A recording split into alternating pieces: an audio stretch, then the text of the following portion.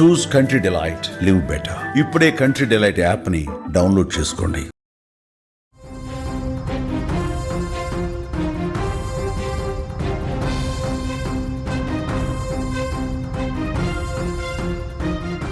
అమ్మ లేదు, నాన్న లేడు. ఆప్యాయంగా చూసుకునే నానమ్మ, పెదనాన్నే అతనికంతా లోకం. అమ్మ ప్రేమకు నొచ్చుకొని ఆ బిడ్డ ఓ అమ్మాయి ప్రేమను కోరుకున్నాడు. అదే అతను చేసిన పాపమైందా? హైదరాబాద్ శివారు అమీన్పూర్లో జరిగిన బీటెక్ విద్యార్థి సాయి హత్య ఉదంతం ఇప్పుడు అందరినీ కూడా కంటతడి పెట్టిస్తోంది.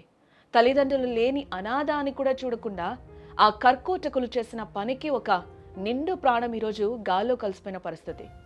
ఏపీలోని ఎన్టీఆర్ జిల్లా పెనుగంచిప్రోలు గ్రామానికి చెందిన సాయి జీవితం మొదటి నుంచి ఒక విషాదగాథే.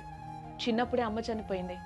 ఆ తల్లి పేగుబంధం తెగిపోయిన కొన్నాళ్ళకే తండ్రి కూడా అనారోగ్యంతో కన్నుమూశాడు. దీంతో చిన్న వయసులోనే సాయి అనాథగా మారిపోయాడు. సాయిని వాళ్ళ నాన్నమ్మ, పెదనాన్నలు గుండెల్లో పెట్టుకొని చూసుకుంటూ ఉన్నారు.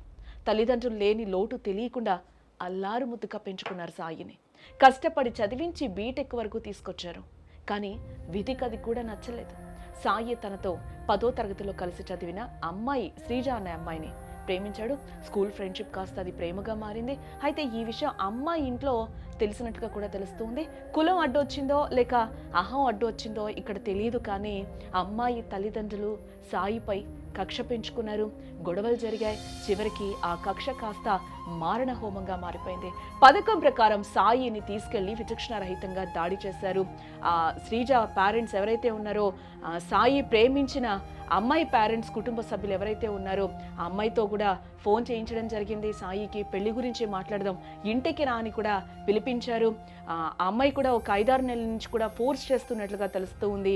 ఆ అబ్బాయి 4 నెలల నుంచి కూడా మాట్లాడట్లేదని కూడా వాళ్ళ పెదనాన్న కూడా చెప్తున్నారు. అలాగే సాయి క్లాస్మేట్స్ కానీ వాళ్ళ ఫ్రెండ్స్ కానీ దగ్గరగా ఉండే వాళ్ళు సాయిని చూస్తున్న వాళ్ళు కూడా చెప్తున్నారు. దాదాపుగా ఆ అమ్మాయి ప్రేమించిన అమ్మాయితో మాట్లాడి కూడా దాదాపుగా 4 నెలలు కావస్తుంది. ఇప్పటి వరకు కూడా తను మాట్లాడలేదు.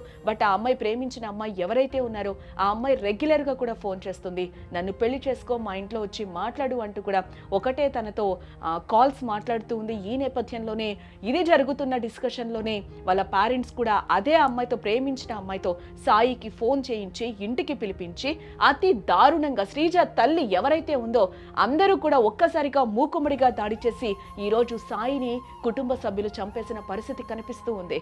తల్లే అన్యాయంగా నెత్తి మీద బ్యాట్తో కొట్టి సాయిని చంపినట్లుగా కూడా ఇక్కడ తెలుస్తూ ఉంది. ఈ నేపథ్యంలోనే అడ్డొచ్చిన శ్రీజను కూడా కొట్టినట్లుగా తెలుస్తుంది. ఈ నేపథ్యంలో తన ఎంతైనా కన్న బిడ్డ కాబట్టి ఆ అమ్మాయిని వెంటనే హాస్పిటల్కి కూడా చేర్పించడం జరిగింది. ఇదే నేపథ్యంలో సాయిని అక్కడే వదిలేశారు. శ్రీజ తల్లిదండ్రులు కూడా ఆ అబ్బాయి ఒక ప్రాణాపాయ స్థితిలో ఉండి కూడా ప్రాణం కోసం కొట్టుమిట్టాడుతూ కూడా ఈరోజు సాయి ప్రాణాలు తిన్న పరిస్థితి కనిపిస్తుంది. వాళ్ళ పెదనాన్న కూడా తీవ్ర ఆవేదన అయితే వ్యక్తం చేస్తూ ఉన్నారు. ఆ పెదనాన్న కూడా చెప్తూ ఉన్నారు, ఆ అమ్మాయి ఒక 4 months నుంచి కూడా మా ఇంట్లో మాట్లాడు, ఇంట్లో వాళ్ళకి చెప్పు, నన్ను తీసుకెళ్ళు, మన ఇద్దరం పెళ్లి చేసుకుందామని కూడా కంటిన్యూస్గా కాల్ చేస్తూ ఉంది. మధ్యలో కూడా సాయిని హెచ్చరించిన పరిస్థితి కనిపించింది.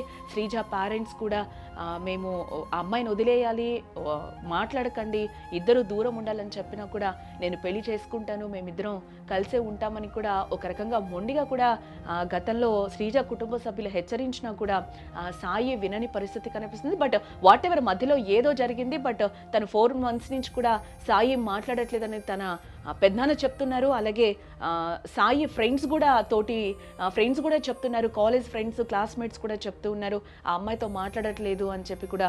ఈ నేపథ్యంలోనే సడన్గా ఏమైందో మళ్ళీ కూడా కుటుంబ సభ్యులందరూ కూడా వీళ్ళిద్దరిని విడదీయాలి, ఇలా అయితే మా పరువు పోతుంది, ఇంకేదో అవుతుందని చెప్పి కూడా ఆ కుటుంబ సభ్యులందరూ భావించి కూడా ఈరోజు తనని ఫోన్ కాల్తో శ్రీజ రమ్మని చెప్పింది అని చెప్పి కూడా ఇంటికి పిలిపించి పెళ్లి గురించి మాట్లాడదామని చెప్పి పిలిపించి ఈరోజు ఆ అబ్బాయిని చంపేసిన పరిస్థితి కనిపిస్తుంది.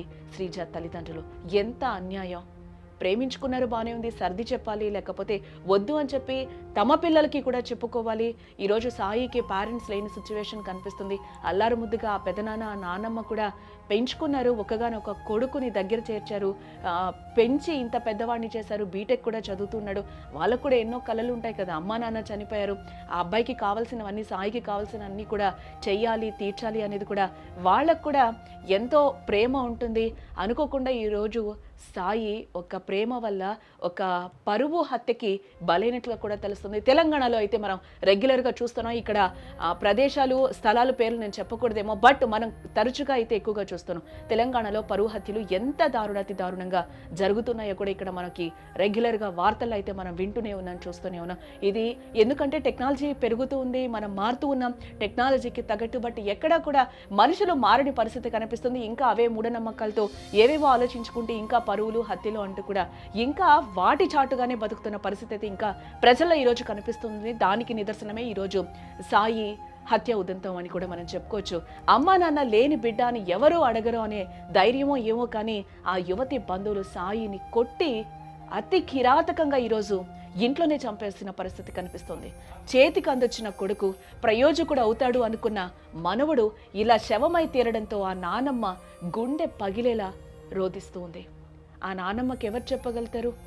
ఆ పేరెంట్స్ చచ్చిపోయినప్పటి నుంచి కూడా అంత అల్లారు ముద్దుగా సాయిని పెంచుకున్న పరిస్థితి కనిపిస్తుంది. అలాగే పెదనాన్న కూడా దగ్గర చేర్చి ఈరోజు రేపు ఎవరు చూడని పరిస్థితుల్లో రోడ్డు మీద వదిలేయకుండా కూడా అంత ప్రాణాతి ప్రాణంగా ఆ నానమ్మ కావచ్చు, ఆ పెదనాన్న కూడా ఈరోజు సాయిని పెంచి పోషించిన పరిస్థితి కనిపిస్తుంది. ప్రేమించడం తప్పైతే మందలించాలి కదా, బట్ ఇలా ప్రాణాలు తీయడం ఎంతవరకు న్యాయం అని అందరూ ప్రశ్నిస్తున్నారు. వినడానికి గుండె తరుక్కుపోతుంది కదా. కనీసం ఆ కుర్రాడికి తల్లిదండ్రులు కూడా లేరన్న జాలి కూడా లేకుండా ఇంత దారుణాన్ని కొడిగట్టారు. ప్రస్తుతం పోలీసులు అయితే కేసుని నమోదు చేసి దర్యాప్తు అయితే చేస్తున్నారు. సాయి మృతికి కారణమైన వారికి కఠిన శిక్ష పడాలి అంటూ కూడా ప్రస్తుతం డిమాండ్లు అయితే వ్యక్తమవుతూ ఉన్నాయి.